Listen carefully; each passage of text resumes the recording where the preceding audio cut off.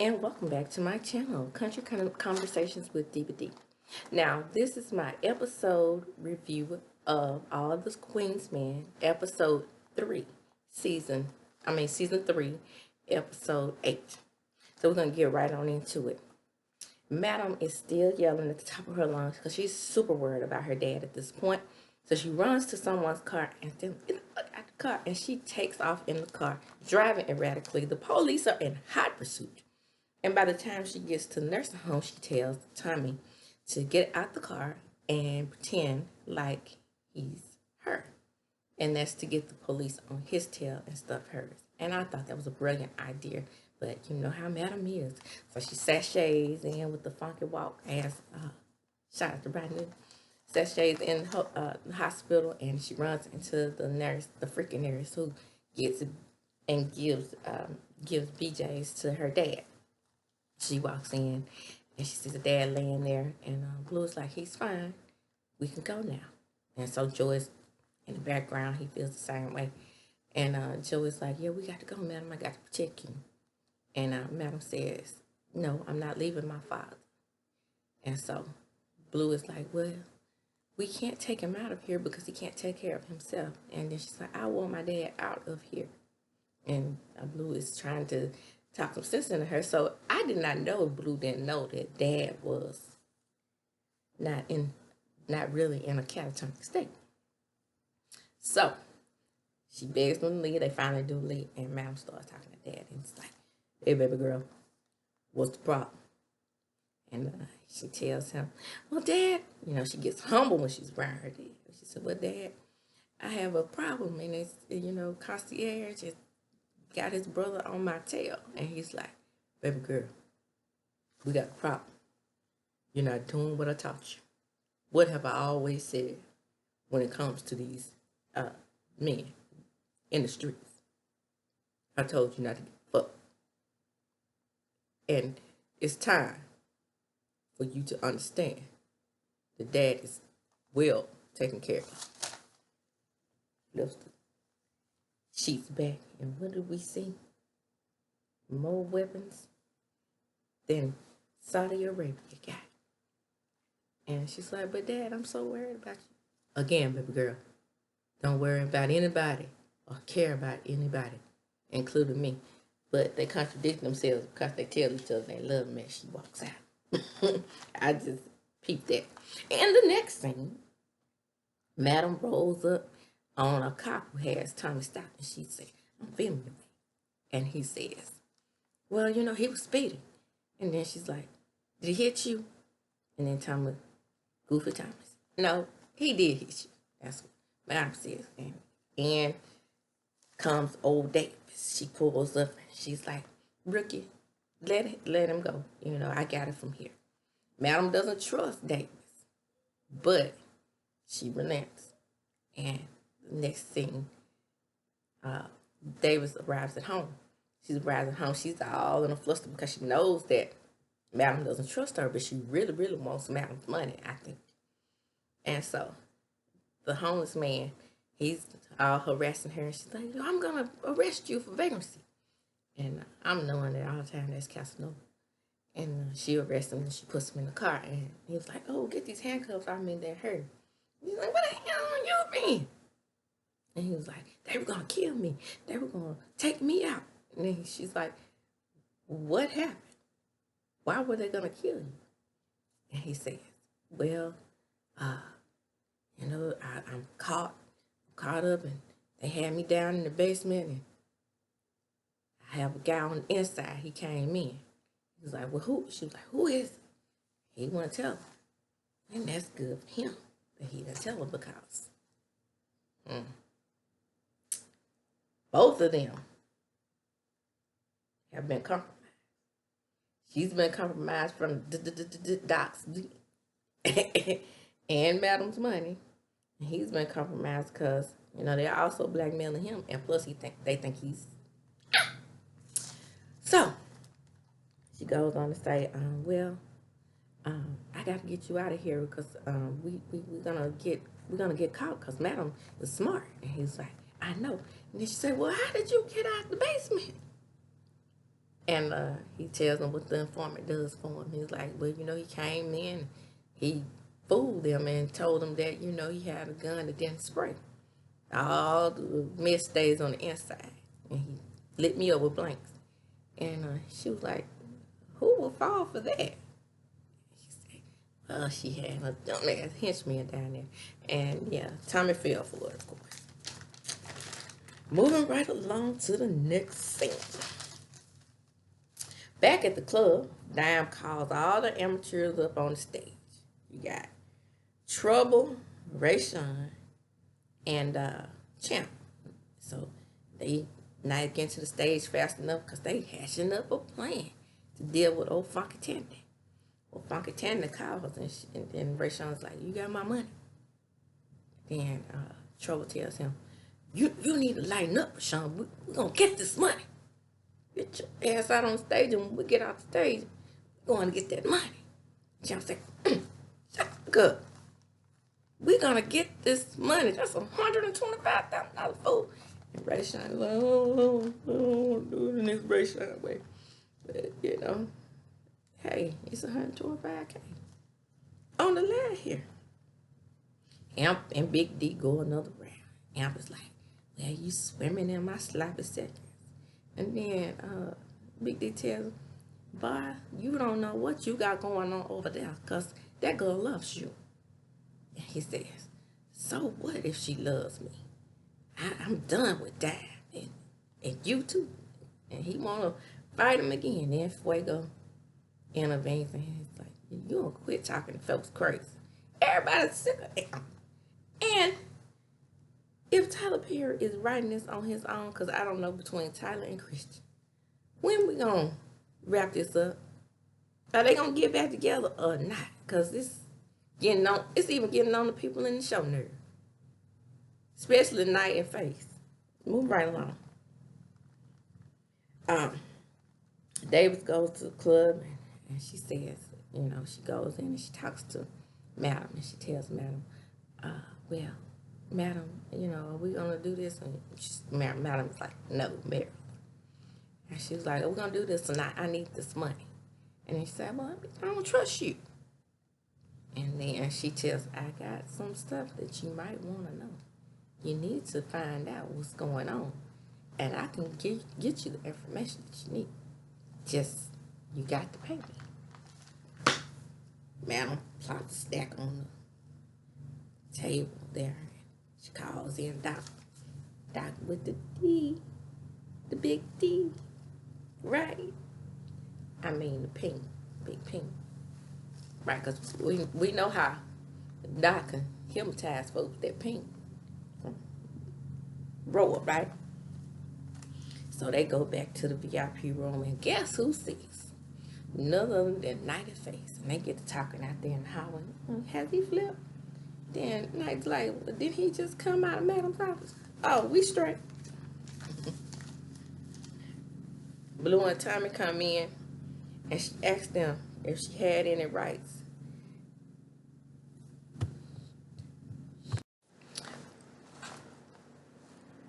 Blue and Tommy comes in, and then Madam asks Tommy, did the cop read him his rights? That fool gonna say yeah. And then she's like, well, Davis said he didn't. So we got something with Davis here. And then Blue says, you know, she doesn't trust him.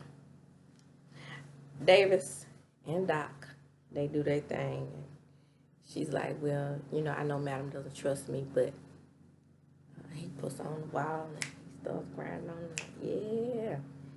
And then she's like, well, he said, well, you know you want this tea. And she's like, yeah. But I have some information that Madam is going to need. And, you know, Doc is not an idiot like Face and Midnight and Amp. Doc is smart. At tip out, Champ tells Dime that he had done well tonight. And she's like, well, yeah, she's impressed. Trouble and Rayshawn, they give their tip out. And Big D tips out. And he asks her if she's okay. And Dime doesn't want to have anything to do with him because she thinks he Casanova. And Uncle comes up to tip out, and there he is again being Uncle. And he's like, well, I'm tipping out. I'm done with you. And she's like, okay, whatever. Just give me your money. Did you fix my tires? And he denies again that he didn't flatten his tires. So, Madam and Doc meet up as well at the tip out. And Madam calls Doc over and they have a conversation. And Doc tells her that he is not sure about Davis. However, she got some information that he might know, that she might want. And then Madam is like, yeah, I'm thinking that we might be on something, this bitch. Bing, ding, ring. Here we go. RHAPHAEL, slow talking, country self, calls Blue. He was like, I'm gonna get out of you because I'm gonna whoop because you made me mess up my wife. And then she said, yeah, fuck me with what? I know you're ridiculous. Your wife told me. And then she's like, come on. And then he said, I'm already at your house. And then she said, I'll be there. And across town, what we got over at Dirty Tanner's house with the real second dungeon, we have the amateur. We have Trouble and Ray Sean and Champ. Champ is driving. Trouble's in the back. And she was like, Ray Sean, get your ass in so we can get this money. And Ray Sean, he's hesitant still. He's like, well, I don't want to go in and you don't know what they did to me. And she was like, go in, get the money. We got your back. When they go in, he goes in and he's talking to him and Jock Watson and Tandy tells him, well, you need to really be worried because if you tell on us, then you won't get this money. And then he's like, I promise I'm not going to say anything. I'll stand whatever you want me to say. Just leave me alone. And then he started texting. She's like, who are you texting? She said, my Uber driver. And then he was like, forget it, man. They threatened him. And he was like, if you're not going to give me money, I'm going to get out of here. And here comes Tandy's henchman. And that's what things go to the left, to the left, to the left. They come in. When they come in, good old Champ and Trouble are there to save.